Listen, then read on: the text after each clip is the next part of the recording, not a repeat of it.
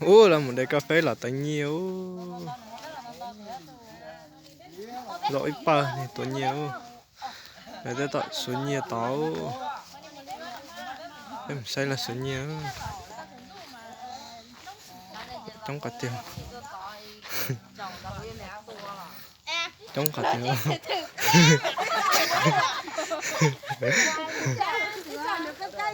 xe cái lan đó xe ô là nhìn tàu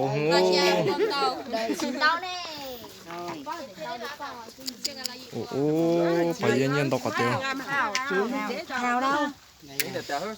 tí còn lấy tiền điện thoại xin ô đó đi nó thay phải nhìn điện thoại đi nữa hôn tội thâu lại nhớ thở nó mong chỉ tôi là trái chế mùa này thế này chúng mùa trái đau rồi cha phải là cô chọn chơi YouTube đó mà là mua sao luôn vậy để nhắn cô cộng và hai mẹ con luôn đi. Không, nó như vậy rồi cô cộng không, tiền này bảo là Em này với em lại khác người. như thế. khác cứ đưa riêng cho nó đưa riêng. Tên lần thì bốn năm sáu bảy triệu tư. bảy mươi bốn. Bây giờ ít tiêu tiền này nữa. Không đâu. bà anh nhìn tàu tiền bò đàn này có chia sư ô chả đây để cho nó ăn nu là tàu đó Em là đánh kia với đánh này. Cho nó 10.000 đi. Đưa luôn tao 10.000 luôn. Nhắn nó của mày nếu mà nó 80.000 này rồi nhắn ta cho 10.000 của mày này. Mình chỉ thấy giá cả thì không có nhất là số cổ chi 880.000 quả hoa đây cho im một cục. Tiền này đi. Rồi cho tiền này nữa à? Khỏi đêm. Dùng của anh to. nhưng có to mà tôi muốn chỉ đùa sửa xong chơi chết đấy Cho vô cháu bà. biết đếm không không biết đếm thuê 100.000 mình đến thôi Lấy tiền 200 thôi. 800 này nữa này. mua bỏ xe thì gì là sửa sao Cho hắn ta. gì là cho trò để bao số nhiều Trời ơi, cô đi chợ mùa này không đổ được đâu. Bây giờ Tết có gì khó không đủ. Tiền lẻ này hiếm lắm đấy. Của anh nhà này 600 đây. Coi cho kỹ, coi tiền rách. Của anh nhận đây Tàu mình chia. nào đây? Đây, anh trai đi về rồi, em nói em gái. Hai, Vậy là to. Phải dùng chị mà. là cho là nhiều tôi sang cái á là chỉ cho bóng cái này đi cùng cái sao bỏ xe cái này mình chế thôi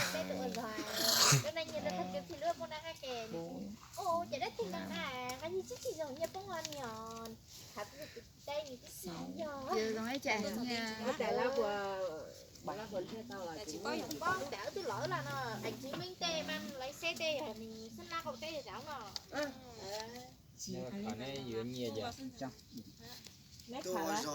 Không đâu. Nhỏ chị. chụp vào đây Đi của đại thế mà. đi của đây Chưa có sure. lo cái Trên đường của. lấy chọn cái cho nhiên này có xe là mùi vua chế à bây giờ chọn cái vua chế à lấy mua mà số chỉnh cái nè đây đây em đếm cho. Rồi. Cái này là 2 triệu này. 2, 4, 6, 8, 10, 11, 12, 13, 14, 15, 16, 17, 18. Cái này 200 vẫn là 2 triệu. 2 triệu 760 ngàn. Em đưa tiền này cho anh.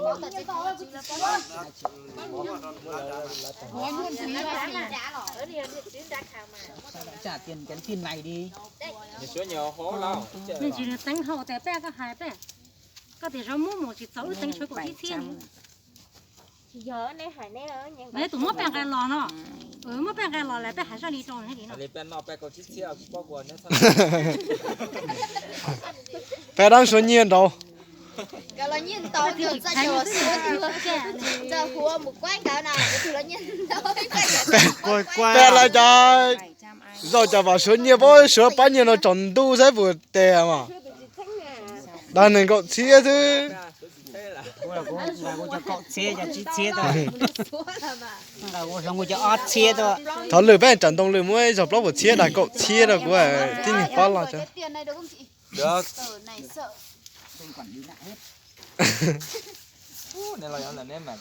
có chế này đâu nửa nửa chế này nó đâu có Anh lắm em tính lên cái tiền cho con ra để nhà anh nó cũng nhận tiền cho vũ nhá chứ con nào Vui thôi. chứ con nào nó bố mà À, vâng là hồ luôn về mới liều bù là Nó tính máy người khác đúng rồi. còn lư là trời chênh này là 500. một sáng rồi số nhiều.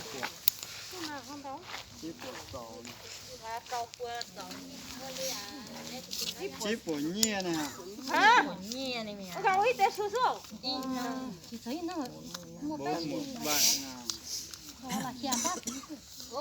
có nhiều tạ thì nó chỉ mình chỉ biết là gia đình cháu tụt tèo rồi.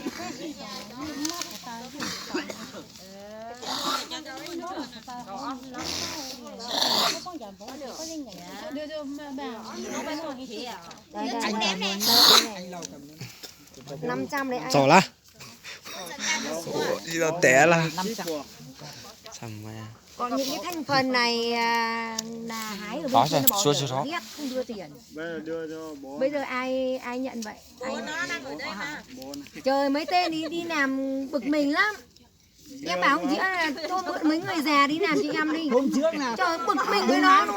mấy người gọi có hái không thì đến hái cho không bảo có người rồi 10 người được rồi sau về vậy tôi số giống mà xóa lưỡi xong tôi xóa đó mình thấy là nhân đầu chụp bớt xóa tụi này là số đó tụi này hay nhiều là giỏi thế tao xong số nhẹ lại cho đi chỉ tao xong số nhẹ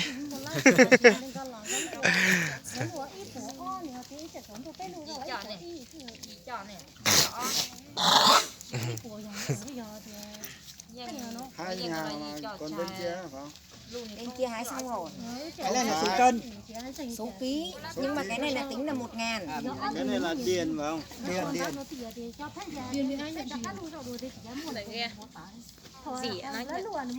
gì là bố của nó mà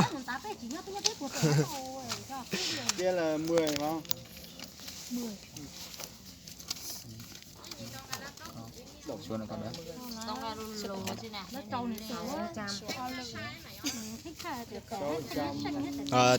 số chỉ thấy tiền hai bên này tụt rủ sai Những tên này đáng nhẽ không trả tiền.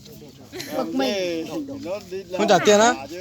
Đi trả nhưng mà nhận cho người ta là phải làm cho đăng. không trả tiền á bên này nó phá quá không trả tiền nó phá cả giấy đấy Trời ơi, phá cũng ngại. Riêng phá không bao giờ ngại. cái vậy là tụi tôi chủ nhà đã đi nói người khác người ta Tôi nói thật nha, đi làm cho tôi rất là tình người đấy, tôi thật. Sang đấy hỏi anh Đầu này nhá, đồ ăn tôi mua không nhà tôi không ăn tôi cho ăn hết. không có được có buổi Nhưng mà nó bực mình á, còn tôi không ngại với những tên đấy. thôi đấy đùa thôi Rồi anh cho anh nhảy, do chiên để chú này á.